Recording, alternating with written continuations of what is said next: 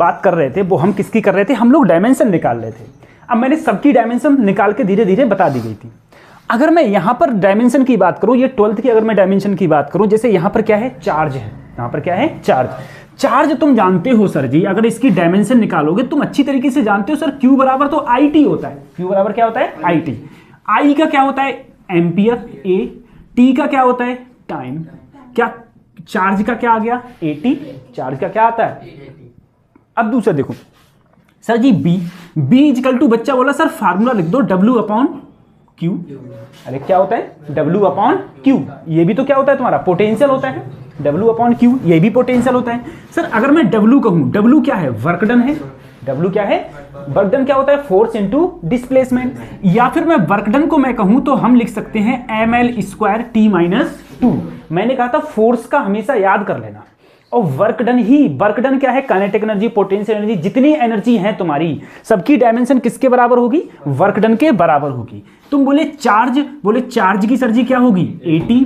अगर A ऊपर जाएगा, M ऐसे ही A ऊपर जाएगा तो क्या हो जाएगा, -1। यहां पर क्या है, L²।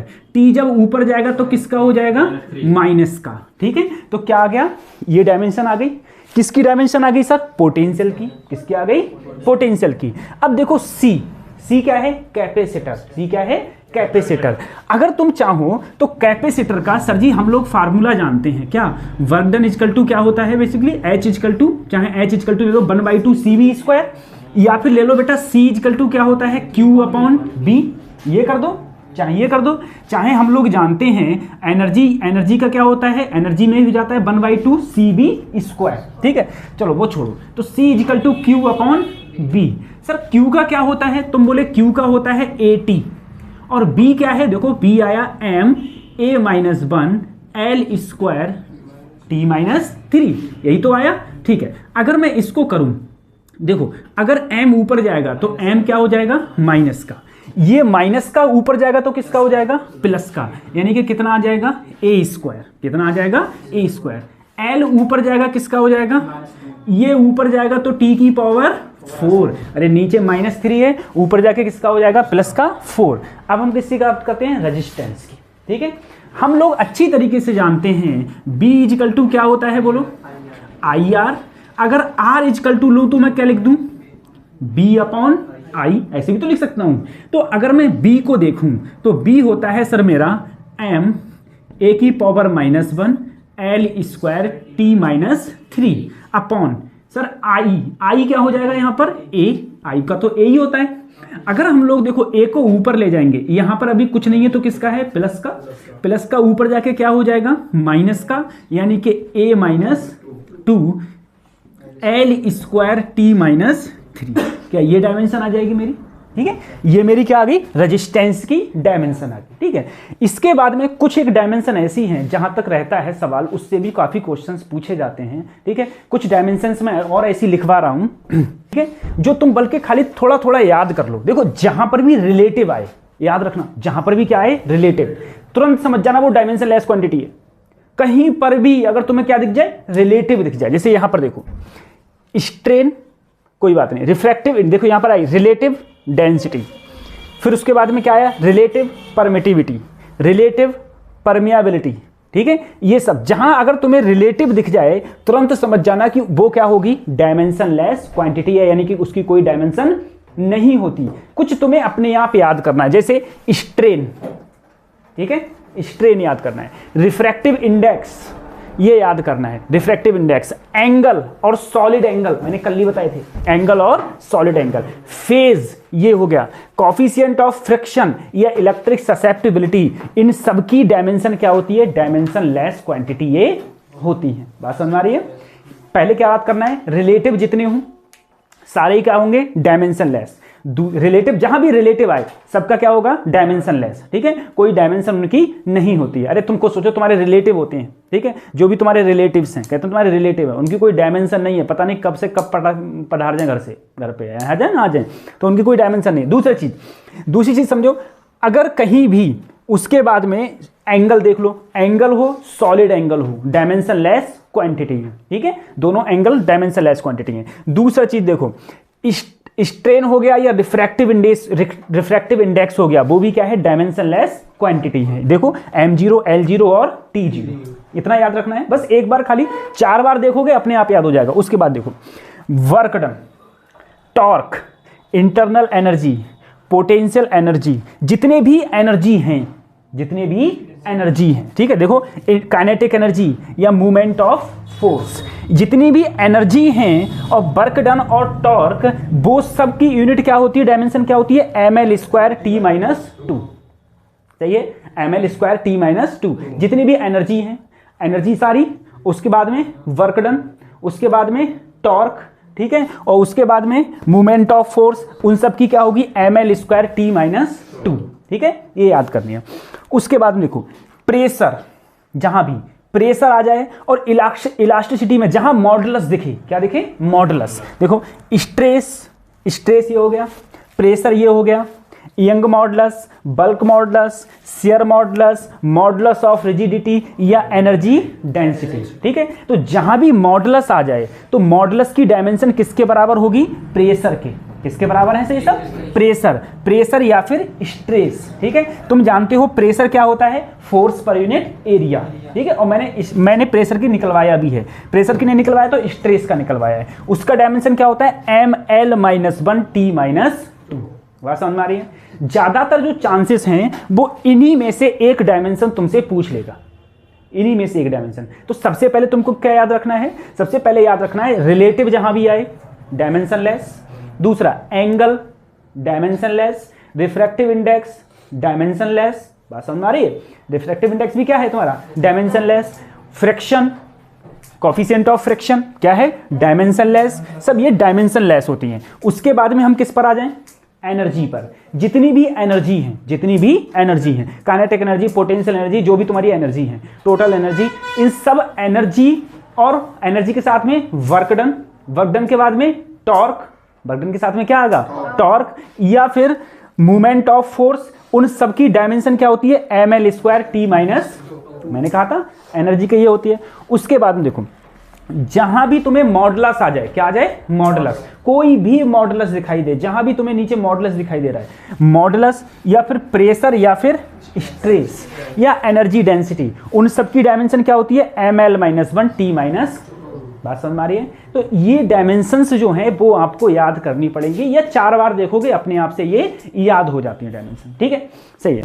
उसके बाद में देखो, अगर मैं बात करूं, एक बात जरा सोचो, एक बात मुझे बताओ, मैंने कहा तुम्हारे पास में 2 मीटर कोई कपड़ा है, ठीक है, 2 मीटर में से तुमने 1 मीटर काट दिया, तो कितना बचा, 1 मीटर बचा।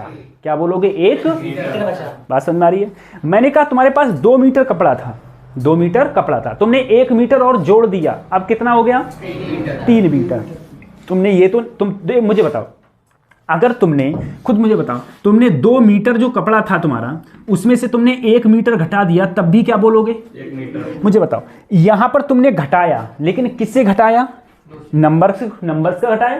क्या यहां पर डायमेंशन यानी कि क्या यूनिट का कोई यूनिट का घटाया हुआ, नहीं, यूनिट ना ही घटती है ना ही जुड़ती है। दूसरी चीज, अब मैं तुमसे एक क्वेश्चन कहूं, बताओ, 1 लीटर पानी में, 1 लीटर पानी में, ठीक है, 1 लीटर पानी में 1 मीटर कपड़ा जोड़ दो, क्या जुड़ सकता है, नहीं जुड़ सकता। ठीक है, 1 लीटर पानी में 1 ml दूध जोड़ दो, जुड़ जाएगा, क्योंकि दोनों की क्वांटिटी क्या है, दोनों की यूनिट्स क्या है, सेम। तो जुड़ और घट सिर्फ वही सकते हैं जिनकी यूनिट क्या हो, सेम। अगर यूनिट अलग अलग होंगी तो ना जुड़ सकते हैं और ना ही, बात समझ में आ रही है। यानी कि जुड़ना घटना सिर्फ उन्हीं के लिए पॉसिबल है जहां पर यूनिट्स तुम्हारी सेम होंगी। अगर यूनिट तुम्हारी सेम नहीं है तो वहां पर जुड़ना घटना पॉसिबल है ही नहीं। बात समझ में आ रही है, ये चीज होती है। तो ऐसे ही जैसे तुमसे अगर क्वेश्चन पूछा गया कहीं पर भी, मैंने तुमसे कोई क्वेश्चन किया, मैंने कहा मान लो S बराबर ut plus half AT square. बात समझ में आ रही है, ये इक्वेशन है मोशन की। कौन सी इक्वेशन है, सेकंड। S क्या है, दूरी किसमें होती है, मीटर में। तो याद रखना यहां पर ये दोनों तभी जुड़े हैं जब इन दोनों का मिला के इन दोनों का, इन इसका u का और t का, u का और t का, u और t की जो डायमेंशन होगी वही डायमेंशन किसकी होगी, a और t स्क्वायर की, a और तभी जुड़े हैं। अगर इनकी डायमेंशन सेम नहीं होती तो जुड़ने का सवाल ही पैदा नहीं होता। मेरी बात समझ रहे हो?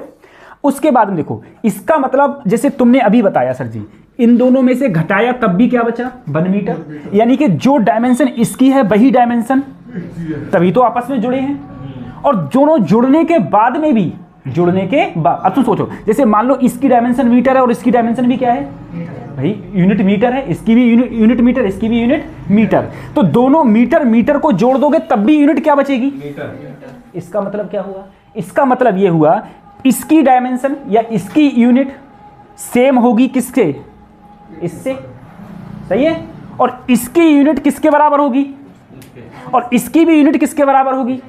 बात समझ में आ रही है, यूनिट क्या होंगी, बराबर होंगी। नहीं समझ में आया? फिर देखो, जैसे मान लो b is equal to u plus 80, b is equal to u प्लस मोशन की फर्स्ट इक्वेशन होगी। अब तुम समझो सर, u क्या होता है, मीटर पर सेकेंड, क्या होता है, इन दो, इसकी डायमेंशन क्या होती है, मीटर पर सेकेंड स्क्वायर, मीटर पर सेकेंड गुणा क्या करा, t। जरा खुद सोचना, देखा सर, इसका क्या होता है, मीटर पर सेकेंड, a का होता है मीटर पर सेकेंड, लेकिन ऊपर क्या है, सेकेंड, सेकेंड से सेकेंड कटा तब भी क्या बचा, और b का भी क्या होता है, मीटर पर सेकेंड। ध्यान रखना, ये दोनों इसीलिए जुड़े हैं क्योंकि इसकी यूनिट और इसकी यूनिट दोनों की मिला के, दोनों की गुणा करके, गुणा है ना यहाँ पर, दोनों की गुणा सेम है तभी जुड़े हैं।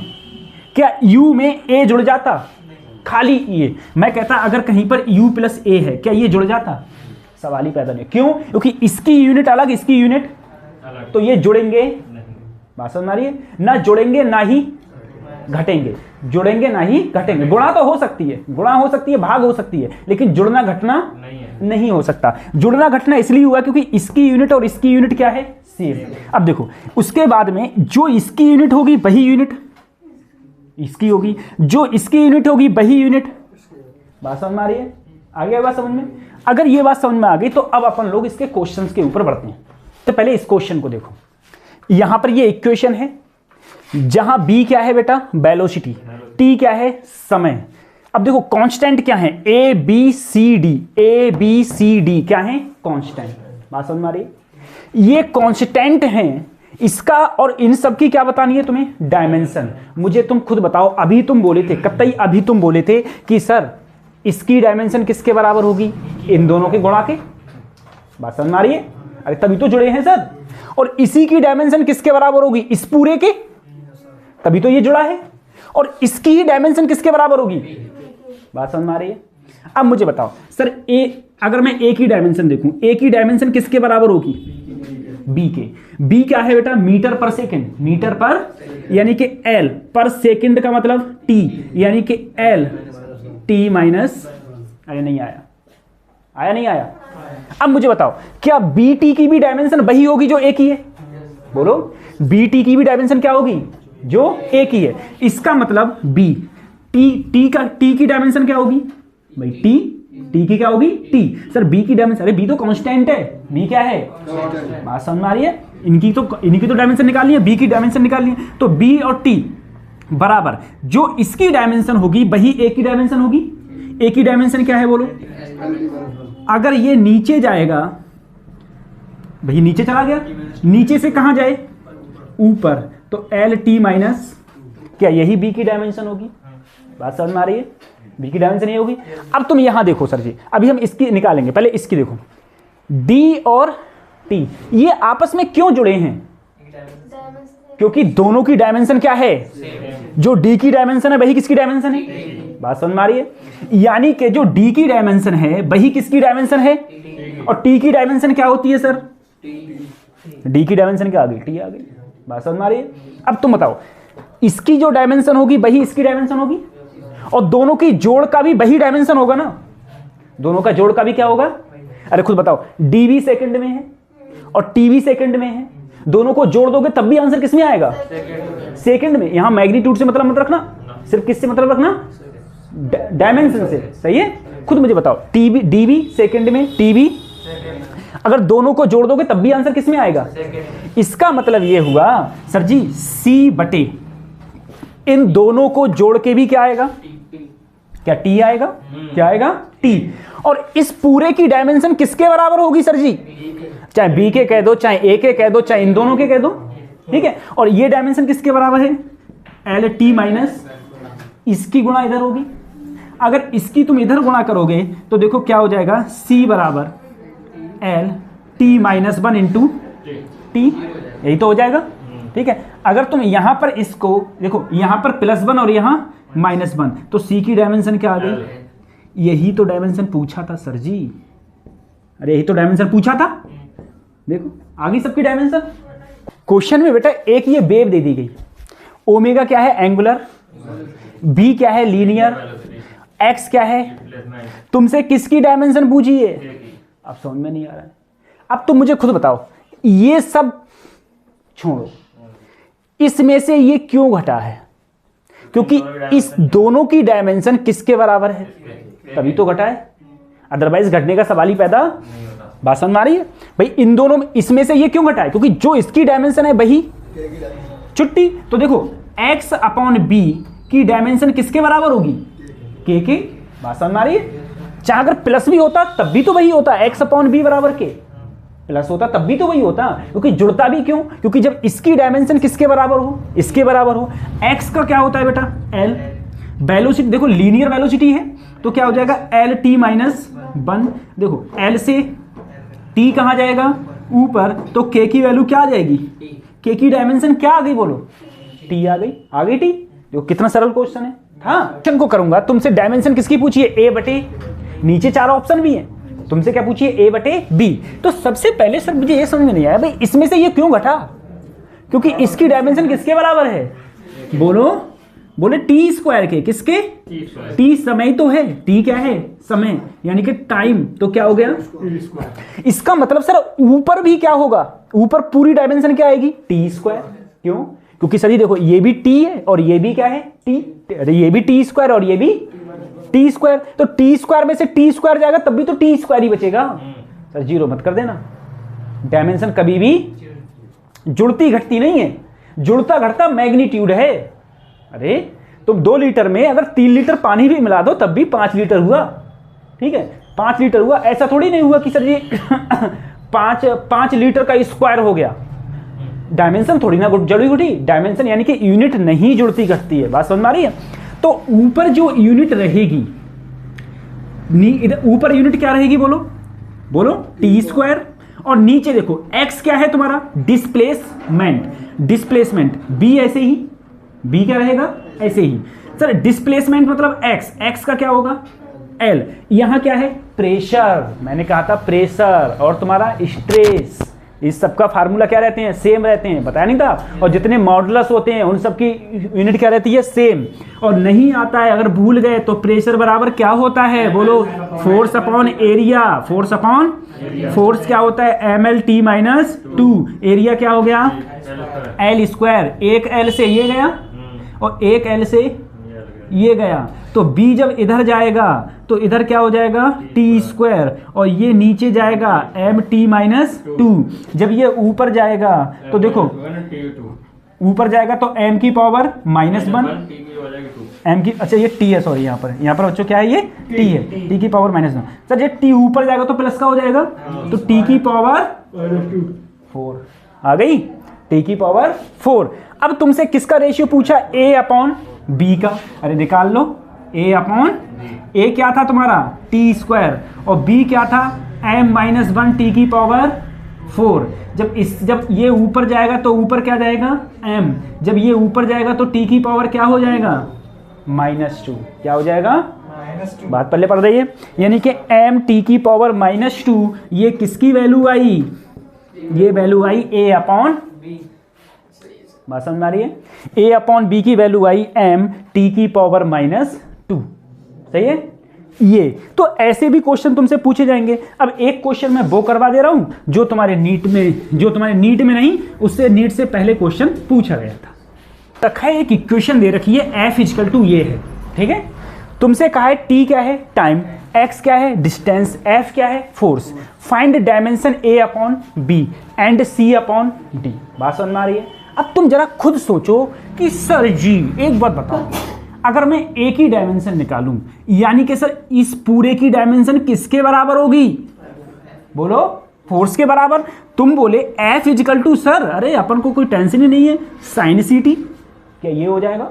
F equal to A sine, सही है।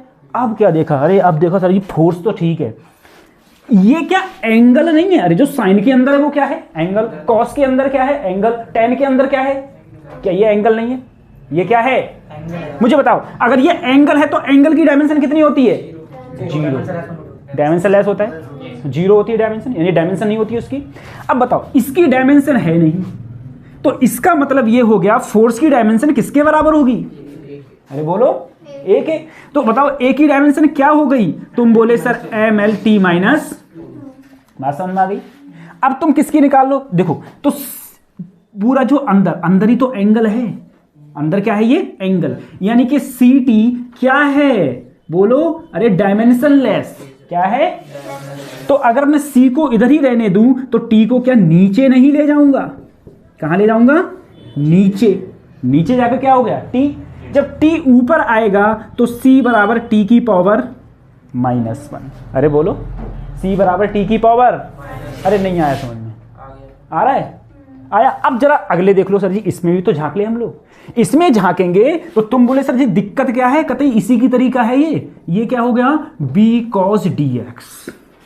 आया? अब मुझे बताओ सर इसकी डायमेंशन होगी क्या? नहीं। अरे ये तो एंगल है, इसके अंदर क्या है? एंगल। तो सर इसका मतलब है एफ की डायमेंशन किसके बराबर है? बी के। बोले सर एफ की डायमेंशन किसके बराबर है? बोले बी के। और बोले एफ की डायमेंशन क्या होती है? बोले एम एल टी माइनस 2। साथ में यहाँ पर क्या रहा? तुम बोले डी एक्स रहा, और ये क्या होती है? डायमेंशन लेस क्वांटिटी है। तो अगर मैं डी की डायमेंशन निकालूंगा, नीचे क्या जाएगा? एक्स। नीचे क्या जाएगा? एक्स। अब तुम बोले सर दिक्कत ही नहीं है, एक्स क्या होती है? एल। क्या होती है?